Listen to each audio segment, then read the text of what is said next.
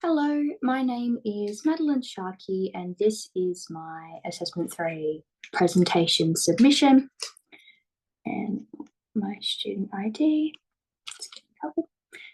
is there. Thank you. So I would like to start this presentation today by acknowledging the Darug people, who are the traditional custodians of the land at which this in-service is being held. I would like to acknowledge that they have taught and learnt on this land for thousands of years. I would like to also pay respect to my elders past and present. Today, I'm going to be talking about intergenerational trauma in Indigenous Australians and the changes we can make on our cardiology ward. This will be broken into 4 sections. Firstly, an overview of the health disadvantages experienced by many Aboriginal and Torres Strait Islander people. Then we will look at the intergenerational trauma, how this is experienced by Indigenous Australians in hospital and the barriers it creates. After that, we will talk about how we as nurses can combat and address intergenerational trauma. Then we'll wrap up today talking about some strategies we can implement within our ward. There is a clear health disadvantage experienced by many Indigenous Australians. According to the Australian Institute of Health and Welfare, between 2015 to 2019, cardiovascular disease was the second highest cause of death for Indigenous Australians.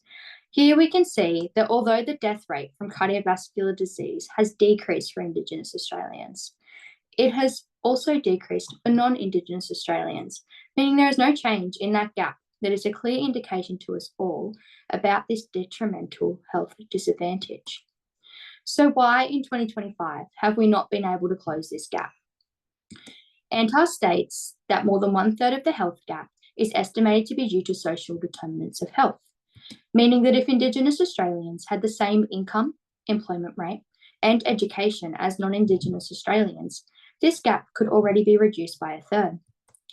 Racism and unhealed intergenerational trauma are also other major contributors to this health inequity, with 77,962 Indigenous Australians not accessing required health services due to reasons such as discrimination and lack of cultural appropriateness in 2018 to 2019 in a report from the Australian Institute of Health and Welfare.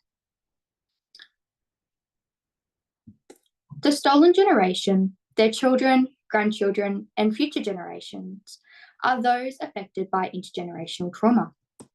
This intergenerational trauma occurs when the individuals who were a part of the stolen generation have not healed from the trauma caused to them during this horrific time. Furthermore, we need to recognise that hospitals contributed to the segregation and unfair treatment that many individuals in the stolen generation experienced. Aboriginal women were not admitted to birthing units, instead made to give birth in other unsafe areas of the hospital and had their children taken. This trauma and mistrust that was created has been passed down generations. Because of this, hospital systems are places of trauma for Indigenous Australians. This can lead to fear and mistrust of our healthcare system.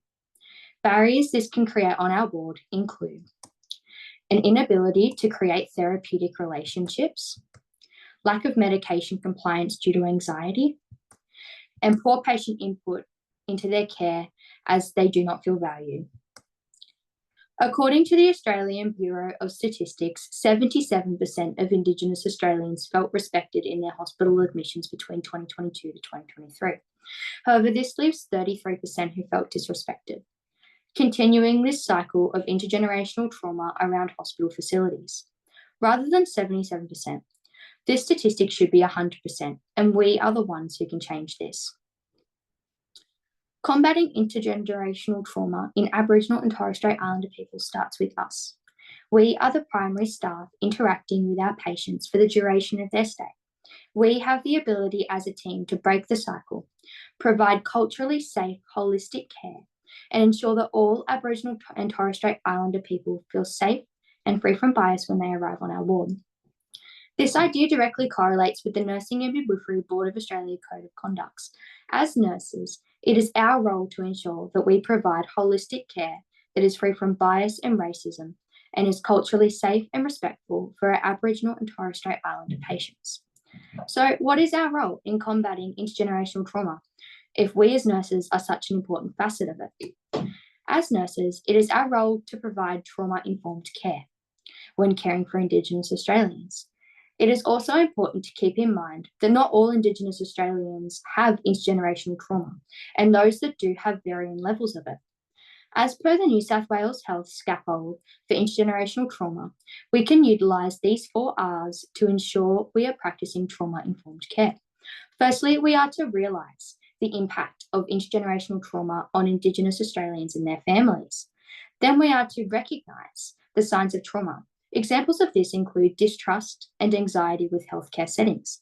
We must also recognise the relationships developed and the environment where the patient is cared for can foster healing of this intergenerational trauma. We are to respond to intergenerational trauma in a prompt and effective manner by applying these principles of trauma-informed care. Then we must prevent re-traumatisation of Indigenous Australians.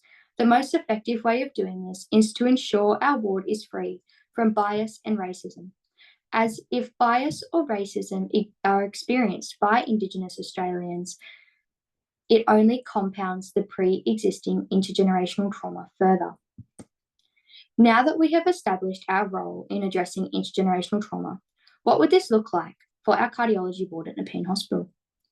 A strategy we can utilise to realise the impact of intergenerational trauma and how it occurs is through ensuring we have all attended the face-to-face lecture, Respecting the Difference, Be the Difference, which is accessible through your My Health Learning portal. We can also use this knowledge gained from this to help prevent any bias or racial comments that are said by our fellow colleagues by educating them.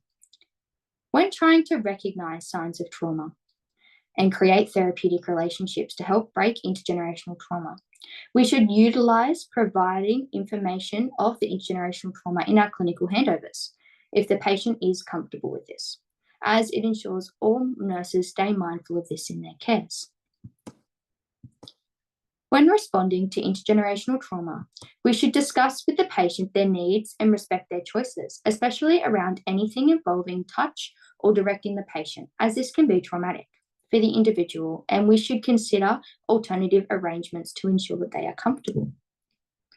To ensure that we are preventing re-traumatisation, we should utilise a referral to one of our Aboriginal hospital liaison officers, as their role is to advocate for Indigenous Australians and ensure the care they receive is culturally safe.